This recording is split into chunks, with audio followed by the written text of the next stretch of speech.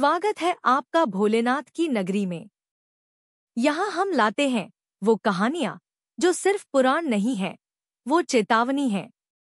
ऐसे प्रसंग जो याद दिलाते हैं कि जब इंसान अपनी सीमाओं से आगे बढ़ता है, चाहे वो घमंड से हो या तपस्या से, तो प्रकृति उसे चेतावनी जरूर देती है।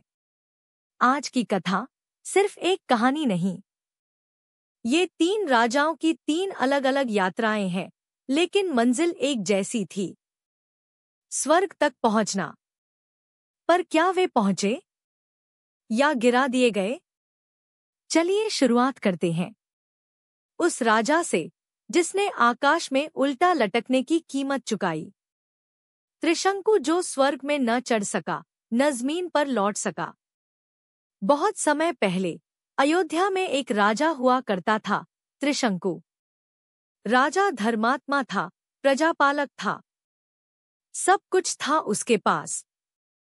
लेकिन एक दिन उसने कुछ ऐसा सोच लिया जो किसी भी इंसान ने उससे पहले नहीं सोचा था। मैं स्वर्ग जाना चाहता हूँ, अपने पूरे शरीर के साथ, बिना मरे। बस यही एक वाक्य, और सारे ऋषिमुनि हैरान। देवताओं के लोक में शरीर के साथ प्रवेश, ये तो प्रकृति के नियमों के खिलाफ था। त्रिशंकु गया अपने गुरु वशिष्ठ के पास। गुरु ने साफ मना कर दिया, राजन, ये संभव नहीं है, ये ब्रह्मांड का संतुलन बिगाड़ देगा। लेकिन त्रिशंकु अड़ गया। गुरु के पुत्रों ने उसका अपमान किया, यहाँ तक कि उसे श्राप तक दे दिया। अब तेरा शरीर अपवित्र है। अपमान और अपमान। लेकिन त्रिशंकु रुका नहीं। अब वो पहुंचा विश्वामित्र के पास। यहीं से कहानी एक नया मोड़ लेती है। विश्वामित्र, एक ऐसा ऋषि जो खुद पूर्व में राजा रह चुका था। उसे त्रिशंकु में खुद की जिद दिखी, और एक अवसर भी वशिष्ठ से आगे निकलने का। अगर देवता तुझे स्वर्ग में नहीं लेंगे, तो मैं तेरे लिए एक नया स्वर्ग बना दूंगा। विश्वामित्र ने यज्ञ शुरू किया। मंत्र गूंजने लगे।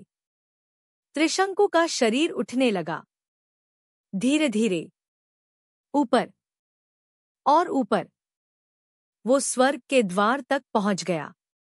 लेकिन तभी इंद्र प्रकट हुए। यह अधर्म है, और वज्र का प्रहार हुआ।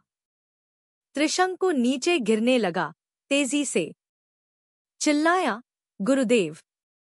विश्वामित्र ने आकाश में हाथ उठाया और वहीं त्रिशंकु को रोक दिया। वो लटका रहा, स्वर्ग और धरती के बीच, उल्टा। फिर विश्वामित्र ने कुछ ऐसा किया जो पहले कभी नहीं हुआ था। मैं एक नया लोक बनाता हूँ, त्रिशंकु स्वर्ग। और बना डाला एक नई दुनिया। ना वो स्वर्ग थी, ना पृथ्वी, बस एक ठहराव, एक उल्टा लटका हुआ जीवन। आज भी जब कोई अजीब तारा टिमटिमाता है, लोग कहते हैं, वो त्रिशंकु है, जो ना मर पाया, ना जी पाया। नहुष, जिसने ऋषियों से पालकी उठवाई और सर्प बन गया। अब सुनिए उस राजा की कहानी जो देवताओं का राजा बना, लेकिन जिसने ऋषियों का अपमान करके अपना सब कुछ खो दिया। नाम था नहुष। इंद्र जब पाप के कारण छिप गए, देवताओं को एक योग्य शासक चाहिए था। उन्होंने चुना नहुष को। धार्मिक, तेजस्वी, यशस्वी। शुरुआत शानदार थी, लेकिन धीरे धीरे, जैसे हर ताकतवर इंसान के साथ होता है, अहंकार आ गया। नहुष ने इंद्र की पत्नी देवी शची को पाने की इच्छा जताई। शची ने एक शर्त रख दी, अगर तुम मुझसे विवाह करना चाहते हो, तो ऋषिमुनि तुम्हारी पालकी उठाएंगे। नहुष ने मान लिया। पालकी उठाई किसने? विश्वामित्र, भारद्वाज, अत्रि और अगस्त्य जैसे महान ऋषियों ने। चलती रही पालकी। लेकिन नहुष को कुछ धीरे धीमी लगी। सर्प, तेज चलाओ, चिल्लाया नहुष, और क्रोध में अगस्त्य ऋषि को पैर मार दिया। बस वहीं सब खत्म। अगस्त्य बोले, तू अब सर्प बनेगा, अंधेरे में रेंगता हुआ।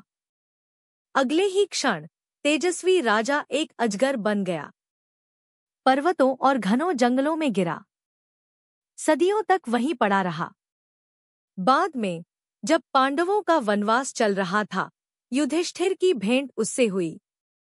तब उसने कहा, मैं ज्ञानी था, पर घमंड ने मेरी आंखें बंद कर दी। जब एक असुर देवताओं से भी बड़ा बन गया। अब तक आपने सुना दो राजाओं की कहानी, जो घमंड या जिद के कारण गिर गए। लेकिन अब सुनिए उस राजा की कथा, जो असुर होते हुए भी इतना धर्मशील था कि भगवान विष्णु उसके द्वारपाल बन गए। राजा बलि, जिसने दान में अपना सिर तक दे दिया। राजा महाबली, एक असुर, लेकिन धर्म का पालन करने वाला, प्रजापालक और पराक्रमी।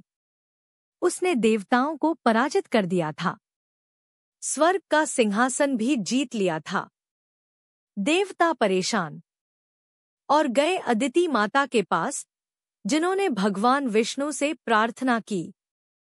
और तब हुआ वामन अवतार, एक छोटा सा ब्राह्मण बालक, लेकिन असल में खुद श्रीहरि विष्णु। वामन बलि के यज्ञ में पहुंचे। बोले, मुझे सिर्फ 3 पग भूमि चाहिए। बलि मुस्कराया, बस इतनी सी मांग? ले लो। गुरु शुक्राचार्य ने चेताया, ये भगवान विष्णु हैं, तुझे छलने आए हैं। बलि का उत्तर अमर हो गया, अगर ये स्वयं भगवान है तो दान देने से कैसा डर। अब देखिए चमत्कार। वामन ने एक पग में धरती नापी, दूसरे पग में आकाश, अब तीसरा पग। बलि ने सिर झुका दिया, प्रभु अब तीसरा पग मेरे सिर पर रखिए। विष्णु मुस्कराए और तीसरा पग रखा। बलि पाताल लोक भेज दिया गया। लेकिन यह दंड नहीं था, बल्कि और विष्णु स्वयं उसके द्वारपाल बन गए। आज भी माना जाता है, ओणम के त्योहार पर राजा बलि धरती पर लौटते हैं अपनी प्रजा से मिलने। 3 राजा, 3 राहें और एक सबक। त्रिशंकु ने देवताओं को ललकारा, नहुष ने ऋषियों का अपमान किया, लेकिन बलि ने भगवान को पहचाना और समर्पण किया। तीनों के पास शक्ति थी, तप था, अधिकार था, लेकिन जिसने अहंकार छोड़ा, उसे ही भगवान का सानिध्य मिला।